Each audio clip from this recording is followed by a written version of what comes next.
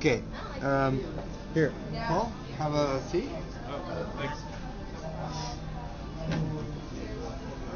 Yeah. Okay, I'll grab a chair. Right now, I'm gonna go. Excuse me. Oh. Shit. Oh. Yeah. Sorry. Tell us. I'm gonna go for Schmo. Tell people about what's been going on the last, because this is day 70. We have this, since D-Day, October 15th. No kidding. 10 weeks today. Wow. Right?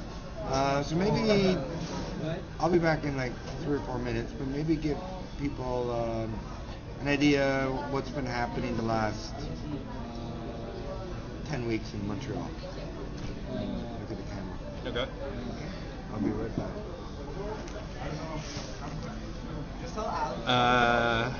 So where do I start?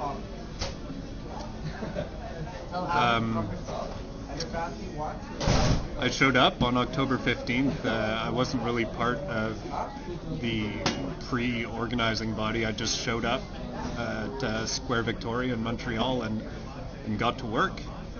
I started working in the kitchen and the kind of logistical side of things in the occupation, and things went great for us. We had a strategy of cooperation with the Montreal city government, and it was going fairly well.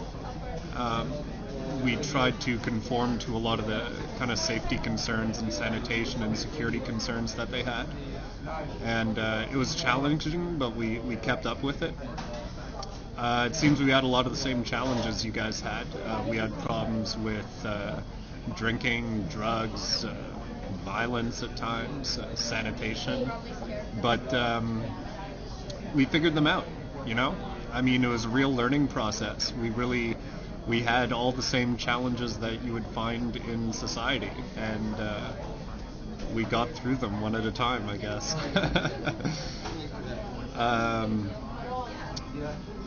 Finally, the city kind of screwed us. It's a long story, I won't go into all the details, but we basically held up our end of the bargain with regards to security issues and stuff like that, and literally the day afterwards, they announced that we had to leave. So they booted us out of the place, and so that was about a month ago. And then ever since then we've been reorganizing. It's hard when you're not in the same physical spot, so a big priority has been getting into a kind of common workplace / commune, which hopefully we're going to move into on January 1st. We've had issues with unity. It's been a big deal. Oh, hey, there's questions. Do you have union support? Yes, we have union support, definitely. That's a huge factor in Quebec because we have much higher rates of unionization than the rest of Canada. So the unions have been a huge support for us, both political terms and like financially and in terms of resources.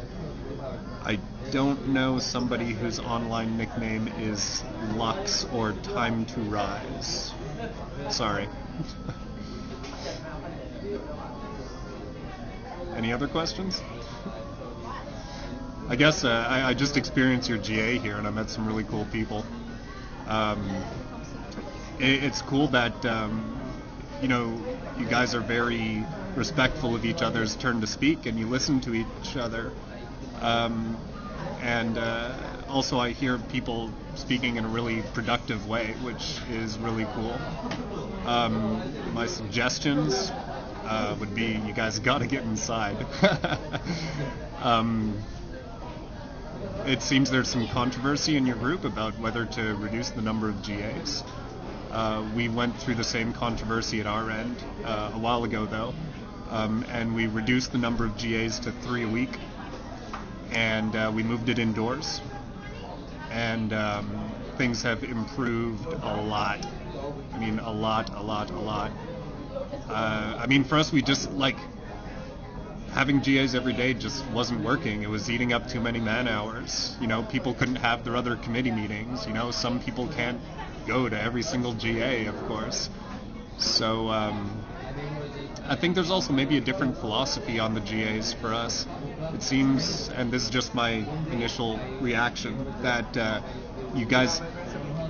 your GA has a lot more power in the movement. For us, the GA is kind of symbolic. The GA controls the name of Occupy Montreal. It controls the GA structure, and it controls the finances. And that's it. Everybody else just does what they like, and basically the only reason you would take a proposal to the GA is if you want that legitimacy that the GA gives to it. Otherwise, you just do your own thing, Indoor GA space. I'm really surprised you guys are having so much trouble finding indoor GA space. I was talking to somebody about it. I mean, there's tons of options. For us, it was finding event spaces like where people do shows and stuff, because they usually have kind of a dead period in the winter. So we actually had a bunch of options we could choose from. So we found a really cool indoor space where they usually hold raves, and we've been holding our GAs there.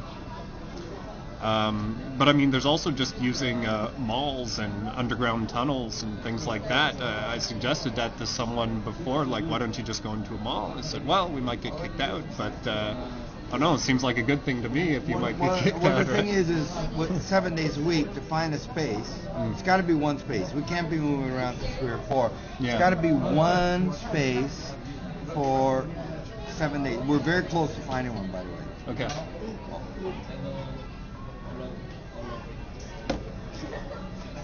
Yeah. So that's part of the thing, and amongst other, we're still toying with that. I would say finding a space and quorum and how many GAs we should have. We're still struggling with procedural problems. Now, how did you handle procedural problems? Say with you were saying you have less GAs now in Montreal. Maybe adjust the camera? I talked about that a little bit already. Okay, good. We do. We have GAs just Tuesdays, Thursdays, and Saturdays now. And they're very good, very productive. And what do you do for the other days? Well, on other days, they're just other committee meetings. I mentioned... there's no GAs? There's no breakout GAs or anything like that? No. So there's just 0 GAs, only 3 a week? Yeah. And they're well But I mean, attended? the other nights... Yeah, well, our quorum is 75. Yeah. And do you have a problem with quorum? Sometimes, but it's not really that big of a deal. And the thing is, we only need quorum for really important decisions. Otherwise, like, if we have less than quorum, we can still pass propositions. Yeah. But it's a proposition of kind of an agreement between the group that's there. Yeah. So if you want to say a proposition, we're going to do an action next week. Okay, It's not an official GA proposal. It's just a proposal being passed by the people who are there. Yeah. Now with us, here's the thing is, we have never, ever, before the motion of quorum was passed, ever had a problem with decision making in quorum. Never, ever. There's not one problem. Quorum in itself is not intended to create problems. It's supposed to solve problems. Okay. Since we passed quorum early last week, I would guesstimate half to 60% of all GAs have been canceled. And so quorum itself is a major problem, where Damien said it best tonight, saying, enough times on a cold night like this, it's going to go. This is the 3rd night in a row we haven't had quorum. It's like, I'm not going to go down because there's not going to be quorum. And so quorum now is a huge issue. Even though I voted for it initially because it seemed like a good idea, I wish we would repeal that, because quorum in Toronto is useless because it's never been a problem. Now it's a huge problem. Just like reducing the GAs. I mean, we need 7 days a week GAs, and even though tonight, or at least we had a discussion, but still it's just a discussion. Hopefully it solves some problems. And but oh, I don't know. Tell us some other stuff about what. How long? When was your eviction in Montreal? November 27th. So that was 4 days after us. Ours was Wednesday, the 23rd. So yours would have been the Sunday. I think it was a Friday. Okay, so that would have been the 28th. Ours, 25th. Okay. Because ours was Wednesday the 23rd. So how did that go down? Like, how many people were in Occupy Montreal in its heyday? How many tents, if you know, or people on the ground living there? It's difficult to measure, you know? I mean, the number of actual tents that were on the ground would have numbered in the hundreds. On a given night, I would say that there was between 100 and 150 people sleeping there. But of course, there's a lot of people who are sleeping there just certain nights a week. So I would put the number of people who would sleep there at least one night a week, I would put at about 300. Okay. Yeah. And so how did, when you got evicted, how did it go down? Like, what happened? What was the reason? What was the bylaw bullshit? Ours was they had to winterize the pipes and resod the grass, which was crap shit. They didn't really use really technical stuff on us like that. The thing that triggered it was we got a lot of bad press one day. There was a big headline in the main French newspaper in Montreal saying "Night of Hell," describing all these crazy security and drug and alcohol issues, and they were really exaggerated. I mean, we had these kinds of issues, but they were greatly exaggerated. Fear-mongering, we call it. And the next day, we got a letter from the mayor which invited us to leave, and we politely declined the invitation. And then a few days after that, we got an official eviction notice. Now, the mayor was on your side for the longest time, was he not? As I understand it, I could be mistaken. Yeah, no, he was making public statements of support for what we were doing, and in return, we were publicly showing our appreciation to the mayor, and there was also a lot of negotiation with the city. I was one of the negotiators, and the city was concerned with safety and fire hazard issues, which we worked with them on. Yeah, right. And that's pretty standard North American talk for a bunch of hooey. But go ahead. Anyway, I touched on this a little bit before, but we met all of their requests. We had like wooden habitations and stuff, which we took down. That was really difficult for us. And literally the day after we complied with all their requests, that's when we got the invitation to leave. So it's quite a slap in the face for us. Yeah. So what went down? Was there police brutality? Was there arrests? How did the eviction happen? The eviction happened with a lot of coordination with the police, if anything. There was a group of people who decided that they were going to barricade themselves inside the kitchen. And they did that. There was a group of about 15 people. But the rest of us were mainly concerned with saving as much of the equipment as possible. So we were focused on that.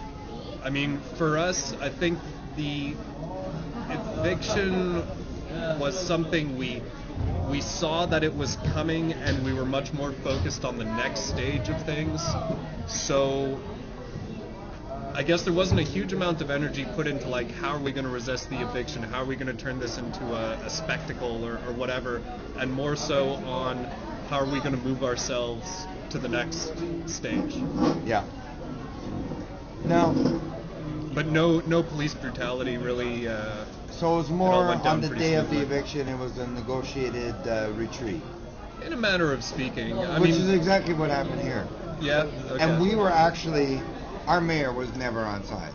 Our mayor is like the dictionary definition of a fascist pig in every shape and form, literally, and figuratively. He's an interesting guy. And anyways, the court case decision came down on the Monday, the 21st of November.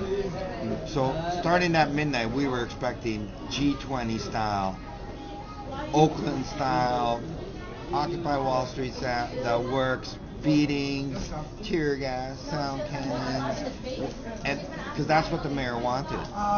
And it was really strange that come Tuesday, that Monday night into Tuesday morning, because the thing was we couldn't be there from midnight to 5:30 a.m. and nothing happened that Tuesday night, that Monday night. So come 5:30 Tuesday morning, we're fine, and we're like, what the? And so we're okay all day Tuesday, and then come Tuesday night at midnight, Wednesday morning, we were expecting the worst, and yes, screw the police, they're coming, they're staging over there, and then at 6:10 a.m. Wednesday morning, the 23rd, that's when they came. What we found out later is that, yes, the mayor wanted full-blown Oakland, Occupy Wall Street, tear gas, beatings, G20 style, but there was enough counselors, enough people behind the scenes calming the fucker down, right? And that's why that was the delay. And then when it happened, everybody was shocked at how peaceful it is. In a sense, and you probably know the same feeling, you couldn't even get arrested if you wanted to. But 11 people were arrested and released. It was catch and release. Okay. So explain in that context how yours went down. Because you guys didn't do a court action, right? A court action? Yeah, like when you got the eviction notice, you didn't file a court action to delay it. No, I think our legal strategy is more long-term. Okay. Yeah. Because we had free lawyers provided by the union, so we did that. We got the eviction notice 8 days before, and we filed an appeal right away. Okay. And it took, the quickest turnaround time in the history of turnaround times, 6 days. The case. We filed it on the Tuesday. Case was heard on the Friday. We got the decision on the Monday the 21st. We were evicted Wednesday the 23rd. Talk about swift justice. not that it was, what else you want to say about Occupy Montreal? I gotta... Sure. No.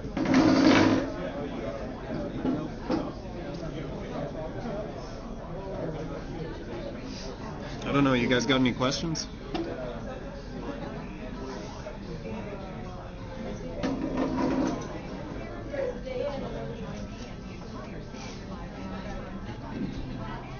I don't know what to say. I guess in Montreal we're thinking a lot about the future. Yes. Spring is going to be huge. It's going to be... so you haven't reoccupied anywhere? Right now? Not really, no. Okay. We briefly occupied a gazebo. We haven't really done anything official. We've done certain actions here and there. We've got a group that is really focused on doing lots of actions around Montreal, and they've been doing that. They've been doing actions every week. But I would say that the movement as a whole is really much more focused on March and what's going to happen for the global spring. Mm-hmm. There's a lot of organization that has to go down. What sort of actions?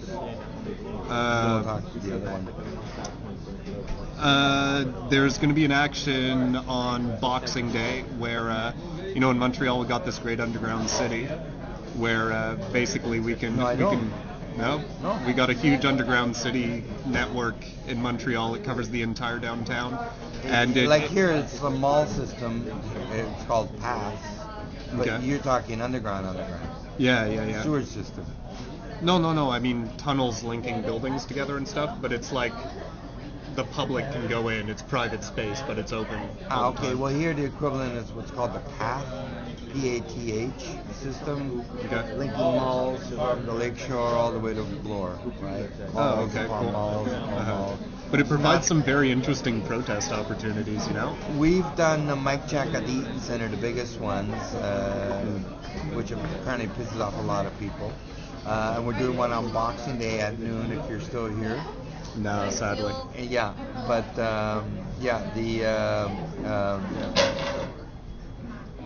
we're action oriented, and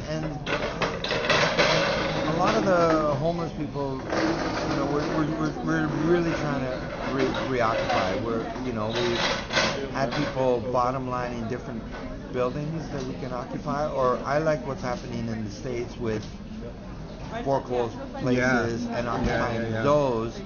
And that actions and occupations should be tied into political will, because what we're doing is creating a new society from scratch, and we got to highlight the ills of the old society in order to build a new, and so that a lot of the occupations should be aimed towards that. So more city-owned buildings and whatnot, and but that's slow in coming, but not quick enough for the homeless people that we inherited, for lack of a better way of putting it. Like when you went to Victoria Square, which is where you occupied in Montreal, was there already a homeless population there? No. Because when we occupied St. James Park, we didn't know about the huge homeless population that was already there. So, so the homeless people, when we occupied there, because it's so close to Bay Street, created a huge problem for us. It slowed us down by at least the first 2 weeks where not much happened, because we're trying to deal with this huge homeless population where there's drug addiction, abuse, mental health issues, and that it really slowed us down in so many different ways, and that even though we've left after 40 days and 40 nights, that metaphorical coming out of the desert, so to speak, we've still inherited this huge homeless population that come at the EGAs and complain, why haven't you found a new space for us? And it's weird. I don't know how you're dealing with the homeless situation in Montreal, or are you? You mean currently or during the actual physical occupation? Then, in the last 70 days, this is day 70. Hasn't been that big of a problem. I don't know. It's huge here. It's huge. Yeah? Okay. Unlike... I mean, we certainly had a lot of homeless people, but I mean, they found shelters. I mean, basically, after the physical occupation ended, people broke off into groups and lived in apartments together and started communes and stuff like that. And nice. Yeah. Squats as well? No squats, as far as I know. I guess we're trying to find we have found we're waiting to move into a common workplace / commune that we're finally going to set up. I mean, it's really, really challenging to organize, particularly a lot of administrative stuff when everybody's spread out all over town. So we are working on finding this common workspace. But, that's very But we're hoping to move into it in about a week. Nice. Is it like a storefront or office space? It's actually a what would you call it in English? A show space, like an event space kind of thing.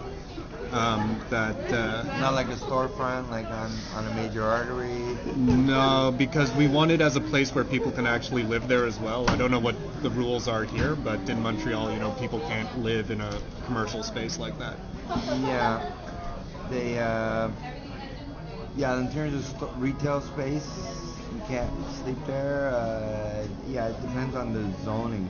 Again, bylaws. Dealing with the crap of the old society when we're trying to build a new one.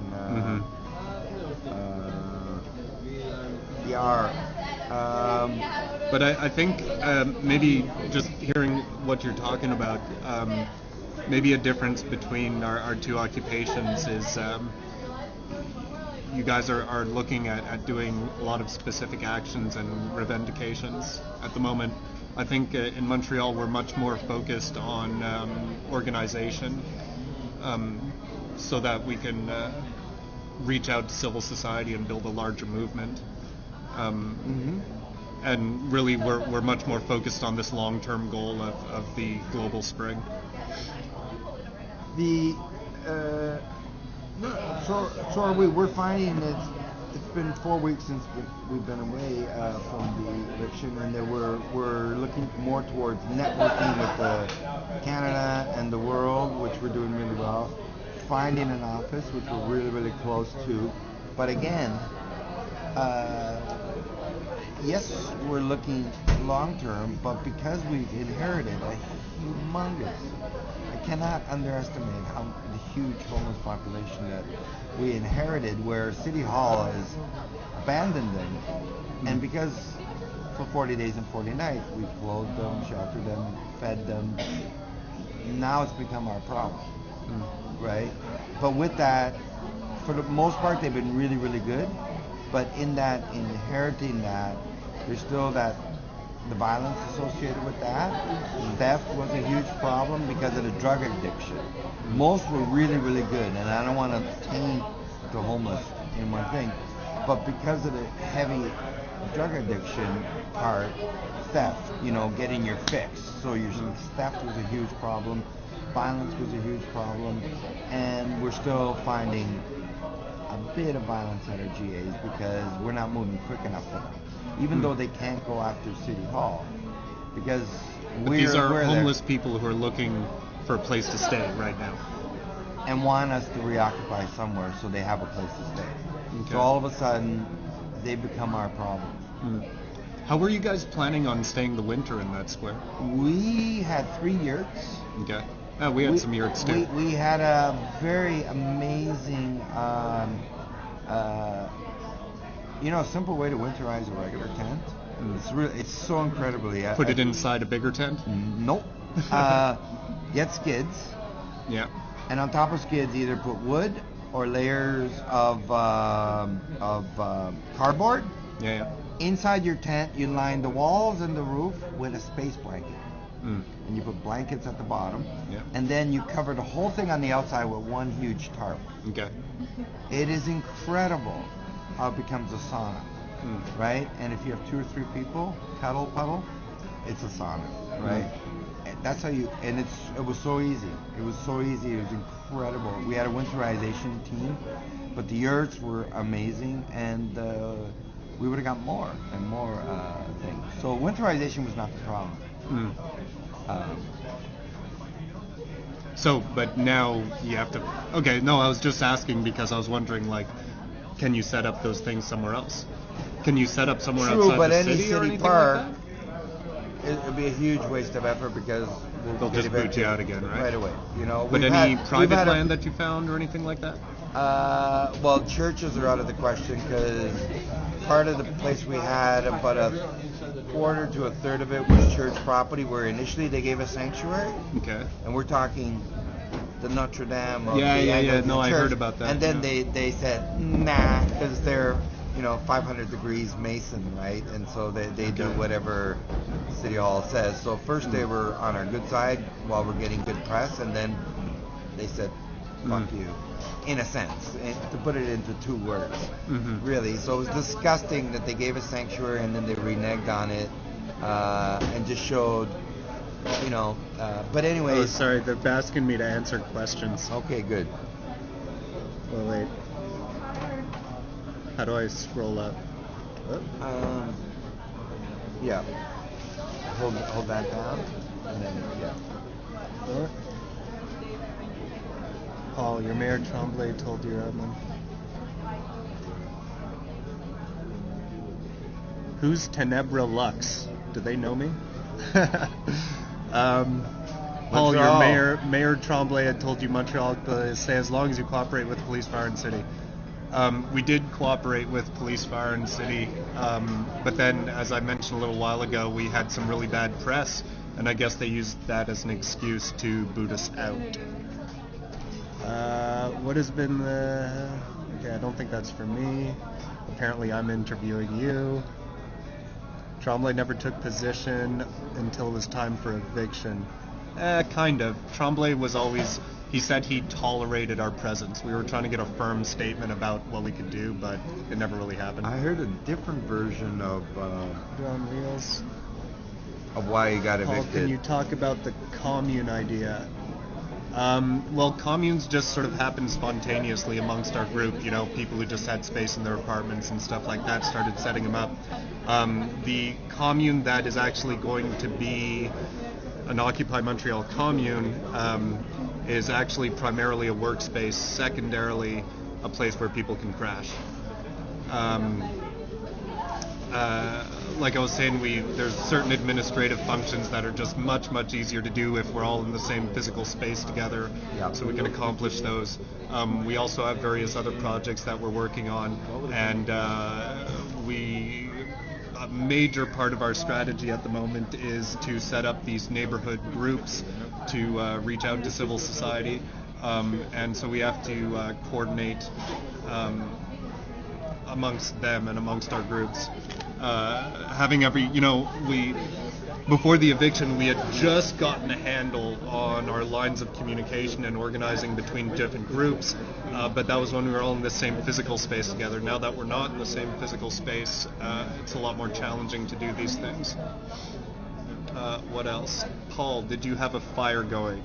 No, we didn't have a fire going. A lot of people wanted to have a fire, but like I said, we were trying to cooperate with the authorities as much as possible, so fire was a no-no. How the neighborhood groups work. The neighborhood groups work however they want to work. People either organize them at the borough level or neighborhood level or like block level, and they meet a given night a week and they talk about problems in their neighborhood. They try and find solutions. My philosophy with them is that these neighborhood groups, in order to get going, they should try and focus on very basic local issues. Like, instead of talking about what are we going to do about Iran, talk about what are we going to do about our messy alleyway or something like that, because you can get together and you can actually get a bunch of people together and go clean the alleyway, and you're doing that physical labor together. It brings people together and your results are immediate, and it has an incredible galvanizing effect. I guess also the neighborhood groups, they're there to reach out to civil society. I think this is the best way to really reach the 99%, is to go and talk to community groups and churches, clubs, just these different things in your neighborhood, because these are existing groups that can reach out to members. They have organization, they have resources. If you can turn them into allies, then they'll be there for you. And they're eager to help, they're eager to do stuff. What else? How do you scroll up on this thing? Okay, there we go. Fire now, about how the neighborhood groups work.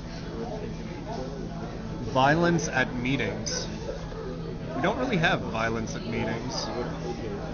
We do have problems with one guy in particular, and it's our one and only time we've really excluded somebody from the group, and we just did that.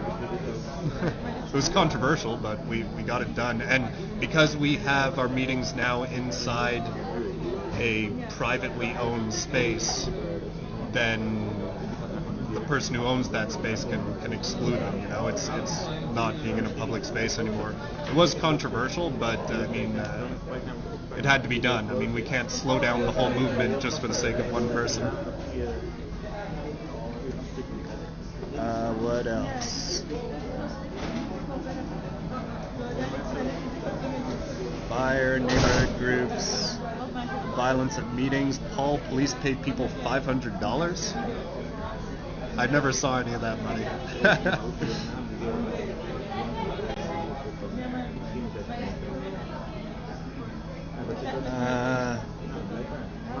Paul, that's how do you deal with blocks to proposals? I actually wanted to ask you guys about that, how it works in your thing. I mean, for ours, we need a 90% consensus, right? So somebody can block, and then they get to speak, and then we take the vote again. And if we get 90%, it goes through. But with you guys, is it 100%? I don't know.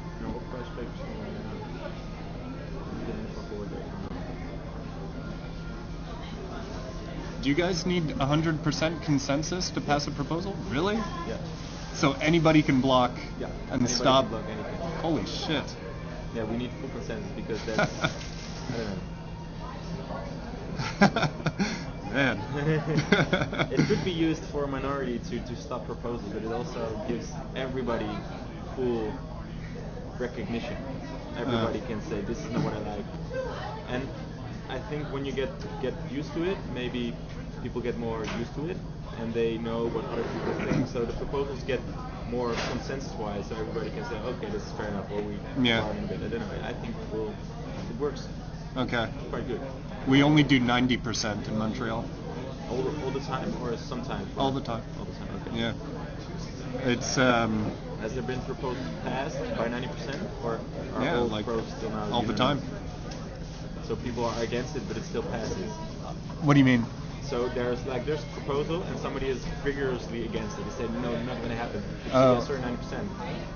Well, if if it's happened. well, yeah, because somebody can block, you know, and then they get to speak and explain why they want to block. Yeah. And so the group reconsiders, and then another temperature check is taken, and if it's still 90%, then the motion passes.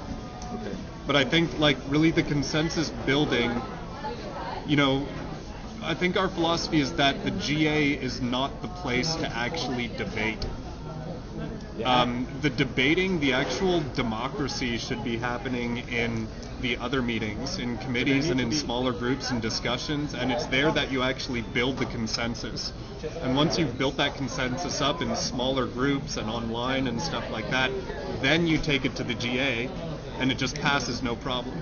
Yeah, but you also, what we were talking about, you have to have some common ground, like a space, physical space where everybody can gather and everybody exchanges ideas or whatever. So a committee is a good way to build on it for some time, but then it needs to go bigger. It needs to, those committee people need to get to a GA, not to converse or discuss, and I think that's very important, a common ground where you can for sure. discuss. Mhm. Do you have that? So, but you're talking about for the entire group to discuss and find a common Bigger, ground? not really focused on one issue like finance or action committees or whatever committees, but just a regular, what's a GA for us maybe, I don't know. Is it clear? More like the idea of there's such a wide movement of people, and when you split up into small groups consider them in themselves, but you have to make sure that what they actually say and decide resonates with the whole movement. So you, or like with most of the people involved. So you need to find a space where people can, where all people can discuss and not just and more like you take it wider again. You get input from all walks of life. We sometimes have these networking meetings. Well, before I notice you guys don't do talking sticks here. This talking sticks. The talking stick is, for us in Montreal, it's the basis of our democracy. The talking stick is way more important than the GA. And it was passed on from the natives, who've been using this for I don't know how long. But you pass around the talking stick, and person gets to talk for as long as they like on whatever subject they like. And nobody can interrupt them or make comments or ask questions or anything. And you pass it around in the circle, and it has to go in the circle. Like everybody has to at least touch it and say something, or not even say anything at all, just touch it and pass it on to literally give every single person there a chance to talk. We do this like all the time. At GAs and stuff as well. Like it's really, Nice. it's so important for us. So it's the same thing. There's a common ground where everybody gets to talk and gets to discuss. Yeah. But we do this at all different levels of meetings, whether it's at the GA or committee meetings or anything like that. It's kind of see what everyone has on their mind. Yeah. Because everybody comes to these meetings and stuff with something to get off their chest, you know, and they feel this like, I gotta say this thing, you know? And it's like they're not ready to hear other people until they get this thing off their chest, you know what I mean? It's such a smart thing. And I don't know, I don't know if you have a lot of natives here in Toronto, Oh, but in Montreal we First. got a lot. I don't know if you've ever noticed about natives that First Nations people we call them here. Huge. Yeah. Okay. They've been a huge part of Occupy Toronto. But go ahead. I don't know if you've noticed with a lot of natives, but you like when you're speaking to them. This isn't all of them, but certain ones. You're speaking to them. No matter what you're saying, they could be bored by what you're saying. They could despise what you're saying, but they will shut the fuck up and they will let you say it, which is awesome. And like I was saying to you before, like if we want to give everybody a voice, we got to teach people how to listen. Yeah. So in these networking meetings, what we do is we do one round of a big circle with a talking stick. So everybody says the thing that they need to say, and everybody listens. And then after that one circle with the talking stick, people break off into smaller groups on different topics. So people who want to talk about this action go over here, people talking about finances go over here, and it breaks up like that, but we're all kind of in the same room together. So we can communicate with the other little groups if necessary and stuff like that. How many people show up? Sorry? How many people show up For what would be a number of for this occasion you were talking about? Oh, it depends, but you know, like 30, 40 people would be like a good, about average maybe. Okay, Yeah. Did you tell your area about what quorum is in Montreal? It's 75 in Montreal. 75. Does it ever get reached? Oh, yeah. Is it always reached? Yeah. But they only have Pretty 3 often. a week. Yeah, but that's the Three thing. GAs I'm a like, week. 75 is... But they only have 3 GAs. Okay. I know there's a lot of people who are going to feel really strongly about this on the live stream, but like, guys, like, you reduce your number of GAs, you move inside, and these other problems you're having are going to disappear. Right? I know there's people who have strong opinions otherwise, but like, we went through the exact same thing in Montreal, and that's how it played out. Like, the second we reduced the number of GAs, the number of people going to the GAs like quadrupled. All right. That's so interesting.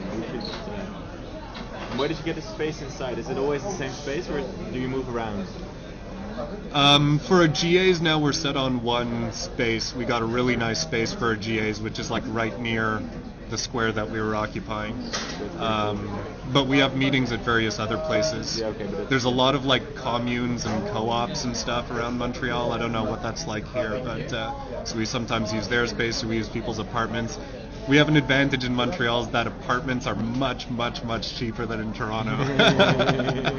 So even though we're all Yeah, like they're super minimum expensive, wage, poor ass like people, we've got pretty nice apartments. It's so expensive here. Uh-huh. You know, they estimate that rent is so expensive that enough people are paying 2/3 to 75% of their monthly income just to rent. Damn. So that you reach the problem where it's a matter of, okay, do you pay rent or do you eat this week? Yeah. Not today, this week. It's incredible. It's pathetic.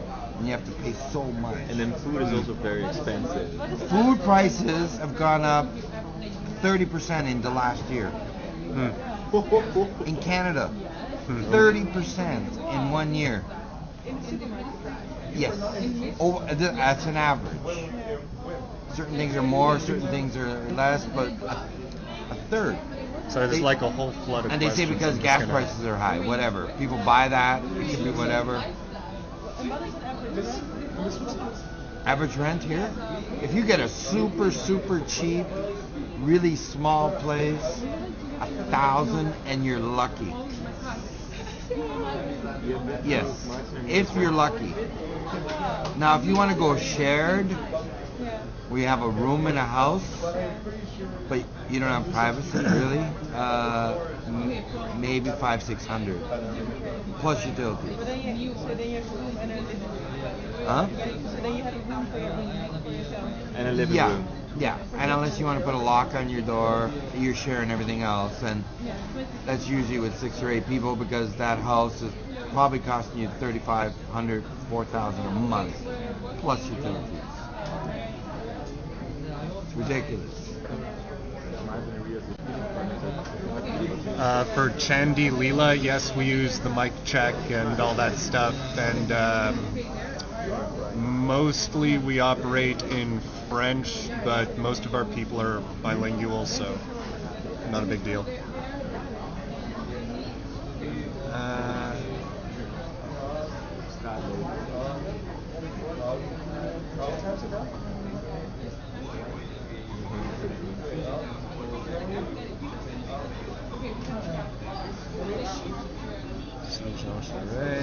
Talking stick, yes, talking stick. Do the talking stick.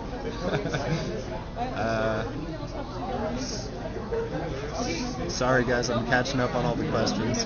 The branding. The police basically used those kinds of stamps that you get in nightclubs. That's like can only be detected under UV light. It is a kind of branding. I mean, it took like it's like the one you get in clubs. It takes days for it to wash off.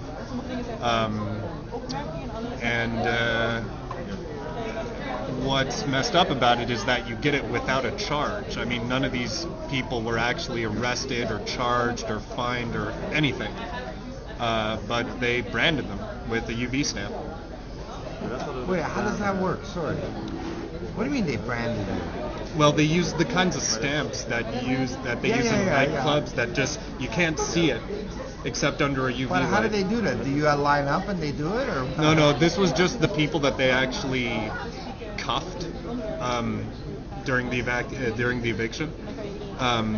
So I think maybe less than 10 people were actually branded in this way. Because with us, there was 11 people that were arrested, booked, and then released. What they call catch and release, like you do. Yeah, same with us. But the branding. Love on rooftops. Yes, we got plenty of people from the reserves. We're like really happy to be working with them. In Montreal, we've got reserves that are very like physically close to the city. Okay. Yeah, among others. And they give us a lot of help. And what's really interesting is, we've got a Occupy Montreal women's group who associates with the female leaders of the Mohawks, because they run on a kind of matriarchal system, so they've been associating with them and having meetings with them. It's apparently been really interesting. I am not invited, but apparently I'm not transmitting the proper information on the branding, but maybe. What was I going to say?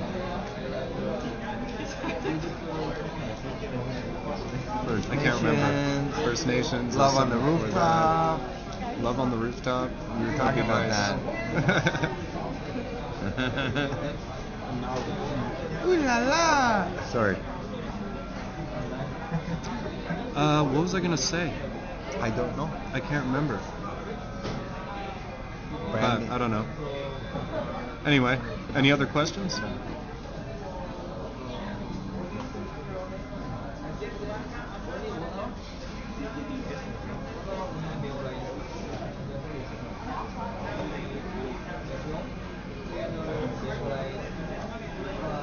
Black Raven, you're in Occupy Montreal?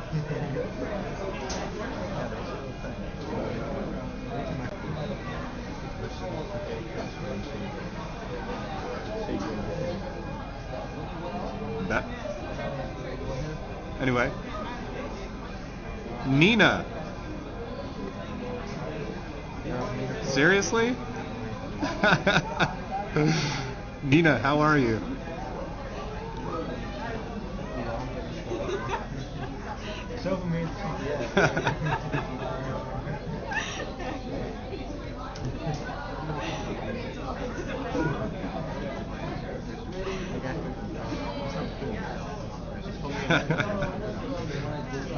Cool.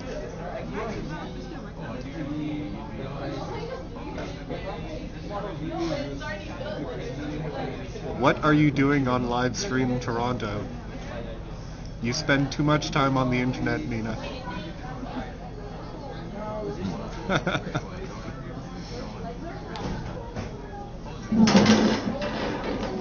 maybe that's it.